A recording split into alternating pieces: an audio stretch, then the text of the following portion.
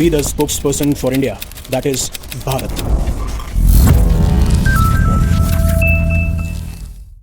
Hello future leaders.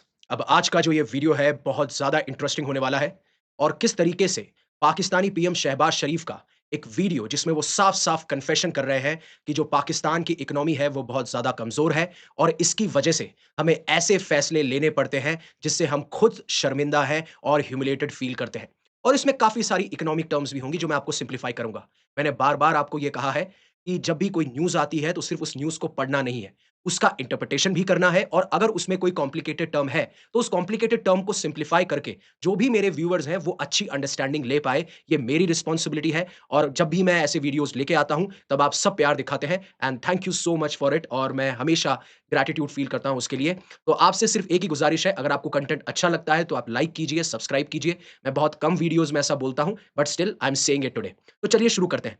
अब ये video जितना जो लोग इंटरनेशनल रिलेशन में इंटरेस्टेड हैं, जियोपॉलिटिक्स में इंटरेस्टेड हैं या वर्ल्ड अफेयर्स में इंटरेस्टेड हैं, उन लोगों के लिए तो है ही। लेकिन जो बार-बार मैं एक गुहार लगाता हुआ आया हूँ ना, कि पाकिस्तानी लोगों की या जो पाकिस्तानी आवाम, जो जनता है, उनकी आँखों को खोलना बहुत इंपॉर्टेंट है। तो आई होप दिस वीडियो आप किसी भी तरीके से अगर आपके पास में कोई मौका है, कोई प्लेटफ़ॉर्म है, चाहे से वो यूट्यूब के थ्रू हो या फिर ट्विटर के थ्रू हो, एक्स के थ्रू हो, आप जहाँ पे भी इन वीडियो को पहुँचा सकते हैं, बिल्कुल पहुँचाइए। बिकॉज़ पाकिस्तानी लोगों को ये पता होना बहुत ज़रूरी है कि उनकी इकोनॉमी कितनी डेड है और कितना डिफिकल्ट हो जाएगा उनके लिए सर्वाइव करना।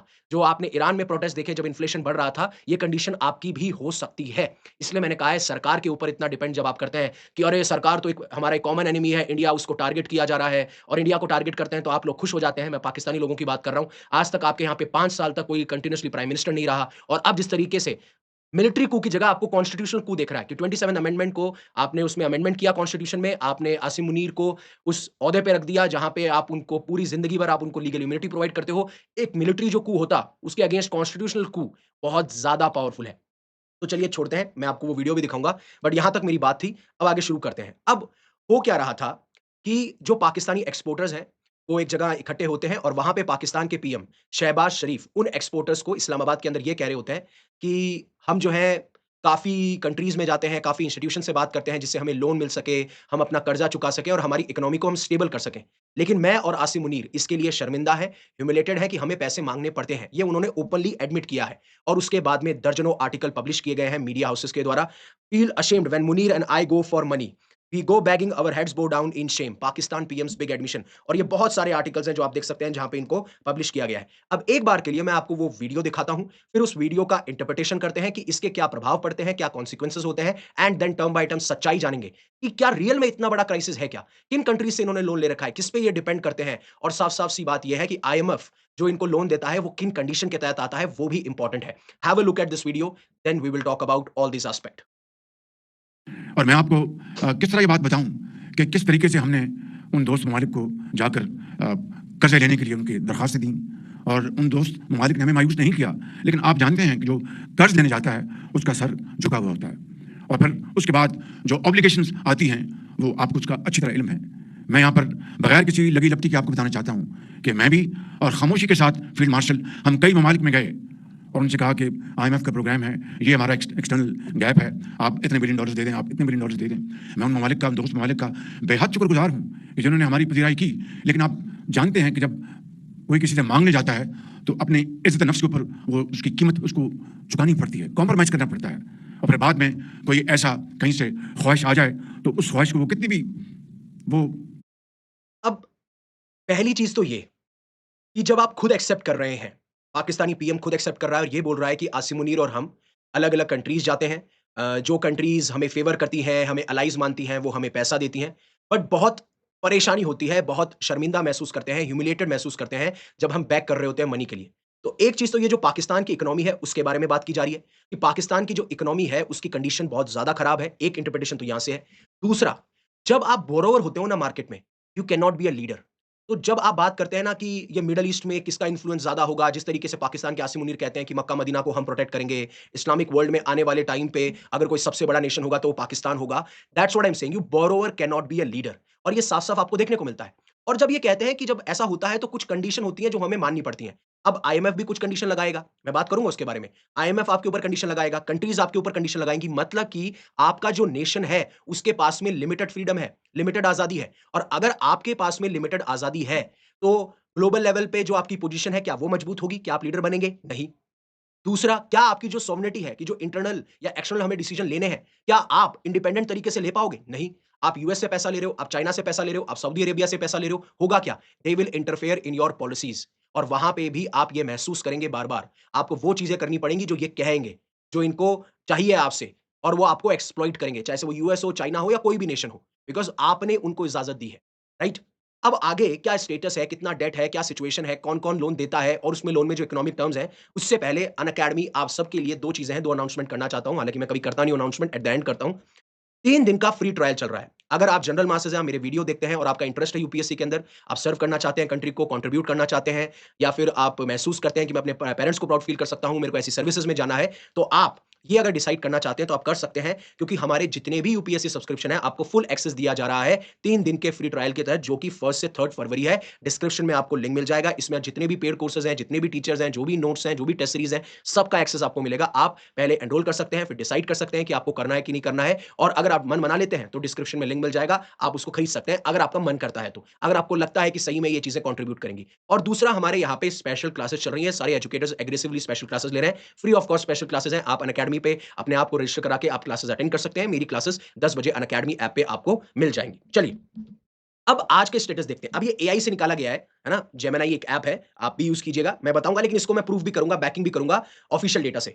अब पाकिस्तान जो करंटली आईएमएफ के साथ में डील कर रहा है, तो 24th प्रोग्राम चल रहा है जिसके तहत उनको अभी $7 बिलियन इनिशिएट किए गए हैं 2024 के अंदर और ये 37 महीने तक अलग-अलग इंटरवल्स पे इनको ये $7 बिलियन पैसा दिया जाएगा, आईएमएफ इनको पैसा दे रहा है। अब जब आप देखते हैं एक्सटेंडेड फंड फैसिलिटी, फैसिलिटी यानी ऐसी सुविधा जिसमें आपको एक फंड प्रोवाइड किया जा रहा है और ये एक्सटेंडेड है। Extended means it is extending for a long period of time 3 सालों में, 4 सालों में धीरे-धीरे आपको छोटा-छोटा पैसा आपको छोटा पैसा तो नहीं है, मोटा पैसा है, लेकिन थोड़े-थोड़े इंटरवल में आपको पैसा मिलेगा। उस जो पैसा आपको मिलता है उसे हम आईएमएफ की भाषा में ट्रांचेस कहते हैं। ठीक है? ट्रांके, ट्रांचेस काफ़ी अलग-अलग प्रोनंसिएशन और प्रोनंसिएशन के लिए गलती हो तो माफ कर दीजिएगा। ठीक है? तो अभी टोटल अभी तक जो डिस्बर्स किया जा चुका है, जो दिया जा चुका है वो $7 बिलियन जिसमें से $3.3 बिलियन दिया जा चुका है और अभी दिसंबर 8, 2025 को आईएमएफ के एग्जीक्यूटिव बोर्ड ने $1.2 बिलियन दिया है, जिसमें $1 बिलियन इसी एक्सटेंडेड फंड फैसिलिटी के तहत दिया गया है और $200 मिलियन इनको दिया गया है कि आप ऐसे स्टेप्स लीजिए कि अगर क्लाइमेट चेंज हो रहा है तो आप अपने आप को प्रोटेक्ट कर पाएँ, आप सस्टेन कर पाएँ, आप सिक्योर कर पाएँ, इसके लिए भी पैसा दिया जा रहा है। अब टोटल जो डेट ओ करता है आईएमएफ की तरफ मतलब पाकिस्तान के ऊपर जो कर्जा है आईएमएफ की तरफ से वो है 7263 मिलियन एसडीआर मतलब रफली अगर मैं आपको बताऊं तो 9.7 बिलियन डॉलर्स। अब आप बोलेंगे सर ये तो एआई है, इसको हम कैसे माने? हो सकता है डेटा गलत हो। चलो बता देता हूं। तो ये इंटरनेशनल मॉनेटरी फंड की साइट है, वहां पे आप पाकिस्तान अगर कंट्री लिखेंगे तो आप देखेंगे कि यहाँ पे आउटस्टैंडिंग जो परचेजेस एंड लोन्स हैं दिसंबर 31 2025 तक दैट इज 7263 मिलियन, राइट? और यहाँ पे भी क्या लिखा हुआ है 7263 मिलियन एसडीआर जिसकी रफली वैल्यू है 9.7 बिलियन डॉलर्स। और अगर आप ये देखते हैं कि नहीं आने वाले टाइम पे पाकिस्तान की इकोनॉमी और सुधरेगी तो उसके चांसेस कम है। और जो मैं बोल रहा था ना आपको कि 24th आईएमएफ प्रोग्राम चल रहा है तो ये अलग अलग प्रोग्राम है। देखिए 1 2 3 4 5 6 7 8 9 10 11 12 13 14 15 16 17 18 19 20 21 22 23 और जो ये 24वां प्रोग्राम जिसके तहत $7 बिलियन दिए गए। लेकिन क्या हम फ्यूचर में ये देख सकते हैं कि पाकिस्तान की हालत ठीक होगी? वहीं पे आईएमएफ में आपको कंट्री का डेटा मिलेगा। अब जो रियल जीडीपी ग्रोथ है, वो एट प्रेजेंट अक्टूबर 2025 तक 3.6 है। जब मैं रियल जीडीपी ग्रोथ की बात करता हूं, तो जीडीपी का मतलब होता है ग्रॉस डोमेस्टिक प्रोडक्ट, यानी आपकी कंट्री में जो भी गुड्स और सर्विसेज प्रोड्यूस हो रहे हैं, उनकी क्या वैल्यू है। और जब उसमें रियल लग जाता है, तो आप उस जीडीपी में से इन्फ्लेशन यानी महंगाई को माइनस कर लेते हैं, तब आपके पास में रियल जीडीपी आता है। लेकिन महंगाई इनकी कितनी है? इन्फ्लेशन रेट चल रहा है 6% और अगर मैं 2030 तक का ग्राफ देखूं, तो अभी इनकी रियल जीडीपी ग्रोथ 4.5 बताई जा रही है, लेकिन इन्फ्लेशन भी साथ में बढ़ेगा 6.5%। हालांकि फिर मैं कह रहा हूं रियल जीडीपी ग्रोथ में इन्फ्लेशन को हम अकाउंटिंग नहीं करते हैं, हम उसको जोड़ते नहीं हैं, हम उसको माइनस करते हैं, तब जाके हम हमारे पास में रियल जीडीपी आती है। और अगर आप ये देखना चाहेंगे कि आईएमएफ के अलावा बायलैटरल, मान लो पाकिस्तान ने चाइना से कितना लोन लिया है, सऊदी अरेबिया से कितना लोन, तो दैट इज बायलैटरल लोन या बायलैटरल डेट। और मल्टीलैटरल होता है जब आप किसी ग्रुप से ले रहे हो, organisation for example World Bank से लिया, आपने आईएमएफ से लिया, तो ये डेटा आज के टाइम पे एस्टिमेटेड डेटा है, जहां पे आप देखें चाइना ने लार्जेस्ट सिंगल सबसे बड़ा क्रेडिटर अगर किसी ने लोन दिया है, तो वो है चाइना, जिन्होंने 25 से लेकर $30 बिलियन दे रखा है पाकिस्तान को, जो पाकिस्तान का डेट है, राइट? उसमें 25 से $30 बिलियन सिर्फ चाइना ने दे रखा है। सऊदी अरेबिया और यूएई बताते हैं कि इन्होंने 5 से $7 दे रखे हैं, इनके स्टेट बैंक को प्रोवाइड कर रखे हैं। ऐसे ही Japan, France, Germany, World Bank and ADB ने भी दे रखा है, इंटरनेशनल बैंक्स और चाइनीज बैंक्स ने भी दे रखा है। इन सब ने इनको पैसा दे रखा है। ये 2024 की रिपोर्ट है, जहां पे ये कहा जाता है कि चाइना पाकिस्तान का सबसे बड़ा लेंडर है, उनको कर्ज देने वाला है। उस टाइम पे 2024 में ये 22% शेयर था। अब ये जो शेयर है लगभग 30% तक बढ़ चुका है। स्पेशली जो सीपैक कॉरिडोर प्रोजेक्ट चल रहा है, चाइना पाकिस्तान इकोनॉमिक कॉरिडोर, उसके तहत ये सारा पैसा दिया गया है। दूसरे नंबर पे सऊदी अरेबिया आता है। और बाकी तो मैं जो पाकिस्तान का स्टेट बैंक है उनकी वेबसाइट पे गया तो वो एक्सेस नहीं कर पा रहा था। डॉन जो है वो भी एक्सेस नहीं कर पा रहा था। फिर मुझको उनका इकोनॉमिक सर्वे मिला 2024-25 का, तो आप देखिएगा टोटल जो पब्लिक डेट है, जो इन्होंने कर्जा ले रखा है, एक तो विद इन द कंट्री जो कर्जा ले रखा है, जो इंस्टीट्यूशंस हैं, जो सेंट्रल बैंक है, उनमें है 51,518 बिलियन डॉलर्स, और एक्सटर्नल पब्लिक डेट है 24,489 बिलियन डॉलर्स। और इसी एक्सटर्नल पब्लिक डेट के अंदर आपका आईएमएफ का लोन है, चाइना का लोन है, वर्ल्ड बैंक का लोन है, सऊदी अरेबिया का लोन है। डोमेस्टिक डेट जो आपने विद इन द कंट्री लिया है, तो टोटल इनके पास में लोन है 76,007 बिलियन डॉलर्स का, राइट? अब जब आईएमएफ इनको लोन देता है तो क्या कंडीशन क्रिएट करता है? अब चाइना ने मान लो कोई कमर्शियल प्रोजेक्ट चालू कर दिया, जो सीपैक कर दिया, तो उसमें पैसा दिया जा रहा है, डिले होता जा रहा है, उसकी वजह से और पैसा देना पड़ रहा है, इसलिए उनके ऊपर कर्जा हो रहा है। अब इनको ये पैसा लौटाना भी है बाद में, चाहे वो चाइना से लिया हो, सऊदी अरेबिया से लिया हो। सऊदी अरेबिया से जो $2 बिलियन की डील हो रही थी, उसमें ये बात कर रहे थे कि $2 बिलियन अगर हम पैसा नहीं देते हैं, तो हम आपको JF-17 सप्लाई कर देंगे। इस तरीके से ये मेजर करते रहते हैं। लेकिन जब आईएमएफ जो है ना, आपको समझना पड़ेगा, वर्ल्ड बैंक जब लोन देता है, तो वो इंफ्रास्ट्रक्चर डेवलपमेंट प्रोजेक्ट्स के लिए दे रहा है, लेकिन आईएमएफ लोन तब देता है जब आपके पास में कोई ऑप्शन नहीं बचा। आप किसी कंट्री के पास जा रहे हो तो आपको पैसा नहीं दे रही, उनको ये रिस्क है कि आप ये पैसा तो दे पाओगे क्या, इंटरेस्ट छोड़ो, आप ये पैसा दे पाओगे क्या? तब आईएमएफ आता है, और जब आईएमएफ आता है तो स्ट्रिक्ट कंडीशन लेके आता है। अब स्ट्रिक्ट कंडीशन क्या है? इनके पाकिस्तान के सेंट्रल बैंक को ये कह दिया कि आपको इन्फ्लेशन रेट हाई रखनी है, महंगाई दर हाई रखनी है। आप समझिए मेरी बात, अगर बैंक की महंगाई दर हाई होगी, तो मान लीजिए कोई इंडस्ट्रियलिस्ट है या कोई मैन्युफैक्चरिंग इंडस्ट्री खोलना चाहता है, या फिर मेरे जैसा नाम इंसान पाकिस्तान के बैंक्स में जाता है और बोलता है कि मुझे लोन चाहिए। अब मान लीजिए आप 4% इंटरेस्ट रेट पे लोन ज़्यादा फेवरेबल खरीदेंगे या 10%? 10% तो बहुत ज़्यादा हाई इंटरेस्ट रेट है। अब ये हाई इंटरेस्ट रेट क्यों लगाई जाती है इतनी? कि भाई कम से कम लोग अप्रोच करें बैंक्स को, और कम से कम लोग पैसा विथड्रॉ करें या पैसा बोरो करें, और अगर पैसा कम बोरो करेंगे तो मार्केट में कम पैसा जाएगा, मार्केट में कम पैसा जाएगा तो महंगाई के चांसेस कम होंगे। लेकिन अगर इंटरेस्ट रेट कम कर दी तो सारे लोग पैसा खर्चेंगे, वो स्पेंडिंग करेंगे, सामान खरीदेंगे, इंडस्ट्रीज सेटअप करेंगे, एम्प्लॉयमेंट आएगी, और उससे डिमांड बढ़ेगी, और अगर डिमांड बढ़ेगी और सप्लाई उतनी नहीं है तो इन्फ्लेशन बढ़ेगा। महंगाई जब बढ़ेगी तो ऑब्वियस सी बात है, अगर महंगाई बढ़ गई तो पाकिस्तान के लिए और दिक्कत बड़ी बात हो जाएगी। और दूसरा, फिर वो गवर्नमेंट को भी कहते हैं कि आप अपनी स्पेंडिंग को कट कीजिए।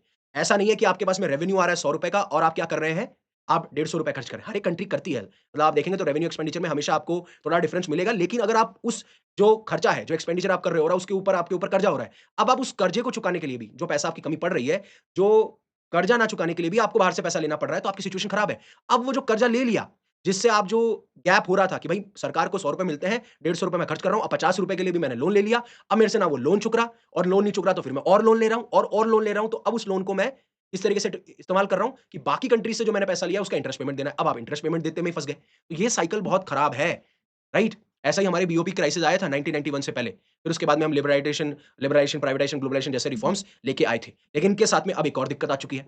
जो इंडिया ईयू ने फ्री ट्रेड एग्रीमेंट किया, पाकिस्तान जैसे ही इसको रिव्यू करता है, एक्सपोर्टर्स वार्न कर देते हैं कि जो हमारा एक एडवांटेज था ना ईयू मार्केट के अंदर, स्पेशली टेक्सटाइल मार्केट के अंदर, वो खत्म होने वाला है। और इतना ज्यादा पैनिक हो जाता है इस फ्री ट्रेड एग्रीमेंट के बाद में कि पीएम शहबाज शरीफ ईयू के जो एम्बेसडर है उनसे मिलते हुए नजर आते हैं। डेप्यूटी पीएम इशकदार इमरजेंसी एक इंटर मिनिस्ट्रियल मीटिंग बनाते हैं, और फिर फॉरेन मिनिस्ट्री बायलैटरल डिस्कशन शुरू कर देती है।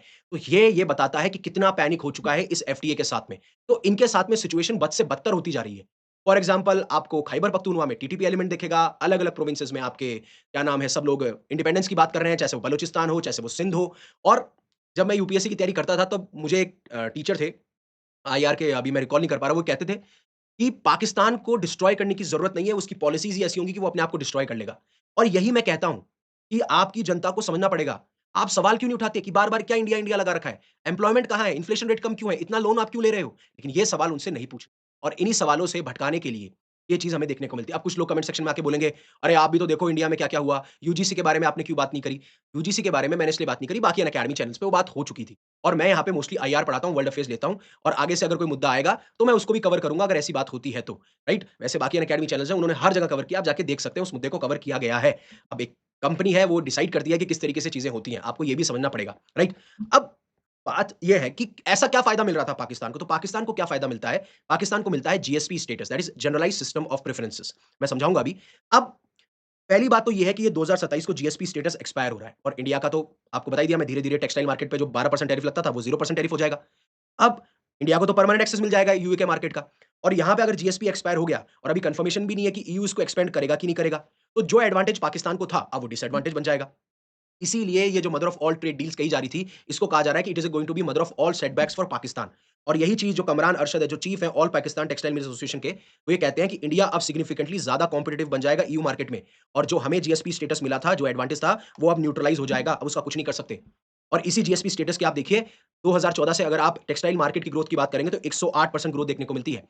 अब ये जो जीएसपी स्टेटस है ना, आप समझिए कि एक स्पेशल डिस्काउंट दिया जाता है बड़ी-बड़ी रिच कंट्रीज़ के द्वारा, जैसे यूएस हो, ईयू हो या बाकी यूरोपियन कंट्रीज़, ऐसे स्पेशल डिस्काउंट पुअर कंट्रीज़ को देती हैं, जिससे कि उनका कोई प्रोडक्ट अगर यूरोपियन यूनियन या फिर यूरोपियन देश या फिर यूएस के अंदर मार्केट में एंटर कर रहा है, तो उनको टैरिफ नहीं देना पड़ेगा, ड्यूटी फ्री एक्सेस मिलेगा, कोई कस्टम ड्यूटी उनके नहीं लगेगी, जिससे कि ये ज़्यादा पैसे कमा पाएँ। मतलब एक्सपोर्टर्स जो एक्सपोर्ट कर रहे हैं टेक्सटाइल, उसमें उनको ज़्यादा डॉलर अर्न कर सके और उनका फॉरेन एक्सचेंज रिजर्व भरा रह सके, जिससे कि अगर उनकी कोई और डिमांड हो, किसी और कंट्री से उन्हें कुछ और परचेज़ करना हो, तो वो परचेज़ कर सके, क्योंकि मोस्टली जो ट्रेड है, वो आपको डॉलर में देखने को मिलती है। अब ऐसा नहीं है कि फॉरेन एक्सचेंज रिजर्व में सिर्फ डॉलर है, यूरो भी है, गोल्ड भी है, बहुत सारा अलग-अलग तरीका होता है, इसे ग्लोबल वॉलेट कहते हैं। और यहाँ पे आपकी पर्टिकुलर डोमेस्टिक करेंसी काम नहीं करती, क्योंकि आप किसी और कंट्री से अगर आप कुछ परचेज़ कर रहे हो, तो जब तक वो करेंसी पूरे ग्लोबल लेवल पे ट्रेड में काम नहीं आती, तो उसका कोई सेंस भी नहीं बनता है। अब जो मैंने पहले एक वीडियो बनाया था, जहाँ मैंने कहा था कि बांग्लादेश को एक लीस्ट डेवलप्ड कंट्री का स्टेटस मिल रहा था, जिसकी वजह से ज़ीरो ड्यूटी मिल रही थी। इनको 30 बिलियन का एक्सपोर्ट्स करते थे ये डॉलर का। अब पाकिस्तान को जो जीएसपी स्टेटस मिल रहा था, इसमें भी इनके पास ज़ीरो ड्यूटी थी, तो 9 बिलियन डॉलर्स का एक्सपोर्ट कर रहे थे ये। टेक्सटाइल की बात कर रहा हूँ मैं। यहाँ पे मैं गारमेंट और टेक्सटाइल की बात कर रहा हूँ। अब इंडिया को भी ज़ीरो ड्यूटी मिल जाएगा। तो यही चीज़ कही जा रही है कि यूरोपियन यूनियन के अंदर हमारे प्रोडक्ट कॉम्पिटिटिव हो जाएँगे, और आज जो हम अराउंड 3-4 या 5 टू 6 बिलियन डॉलर्स का एक्सपोर्ट करते हैं ईयू को, वो 30 बिलियन डॉलर्स हो जाएगा, and that is going to be an advantage for us. और इसीलिए अगर आप जीडीपी के अंदर पाकिस्तान के एक्सपोर्ट का शेयर देखेंगे, तो वो 16% जो 1990s के टाइम हुआ करता था, वो अब 10% पे आ चुका है। ये वर्ल्ड बैंक का डेटा है। और ईयू जो है पाकिस्तान का सेकंड लार्जेस्ट एक्सपोर्ट मार्केट है, और सबसे बड़ी दिक्कत ये हो गई पाकिस्तान के लिए कि अगेन ये रिलाय करे ईयू के ऊपर। सेम यही चीज़ बाकी सारी कंट्रीज़ सीख रही हैं कि हमें ना तो यूएस पे रिलाय करना है, ना हमें ईयू पे रिलाय करना है, हमें अपने मार्केट को डाइवर्सिफ़ाई करना है, स्पेशली एक्सपोर्ट मार्केट को। और जो मैं आवाम की बात कर रहा हूँ ना, 15 से 25 मिलियन लोगों की जॉब रिस्क पे है, सिर्फ़ इस एक एफटीए की वजह से। क्योंकि हर एक कंट्री अपने बेस्ट इंटरेस्ट के लिए काम करेगी, आपको तैयार रहना चाहिए था, राइट? वही चीज़ थी। और फिर उसके बाद में आपने बलूचिस्तान वाली तो न्यूज़ सुनी ली होगी कि कैसे जो बलूचिस्तान लिबरेशन आर्मी है, उन्होंने कोऑर्डिनेटेड अटैक्स 12 जगह पे करे हैं इन बलूचिस्तान, जिसको ऑपरेशन हिरौफ का नाम दिया जा रहा है। 2 सिक्योरिटी ऑफिशियल्स मारे जा चुके हैं। पाकिस्तान ये कह रहा है कि 37 से ज़्यादा मिलिटेंट्स हमने किल कर दिए हैं, और डीजीआई एस्पायर तो ये लिखता है कि 41 टेररिस्ट जो कि इंडियन प्रॉक्सी से बिलॉन्ग करते थे, जो फितना अल ख्वारिज और फितना अल हिंदुस्तान, उनको हमने सेपरेट लोकेशन पे मारा है। और ये जो इंटेलिजेंट बेस्ड ऑपरेशन था, ये हरनई डिस्ट्रिक्ट में हुआ था in the reported presence of फितना and what not. Again India पे ब्लेम करना, इंडिया को टारगेट करना, and I am still saying you, आप अगर अपने प्रोविंसेस के लोगों की प्रॉब्लम को एड्रेस नहीं करेंगे, तो आपको ऐसे इंडिपेंडेंस मूवमेंट देखने को मिलेंगे, सेपरेटिस्ट मूवमेंट देखने को मिलेंगे। और अगर अनएम्प्लॉयमेंट, इन्फ्लेशन बढ़ता रहा और आपकी पाकिस्तान की इकोनॉमी ऐसी ही रही, definitely it is going to be a disasters for you all, specially Pakistani people, and I am talking about that what should you do, it is in your hands. So that is it from my side. उससे पहले Unacademy एक revision test series लेके आया, अगर आप UPSC CSC prelims 2026 को target कर रहे हैं, प्राइस इसकी 1999 है। Thank you very much for giving me your precious asset, that is your time. Stay safe, stay happy, take care. जय हिंद, जय भारत।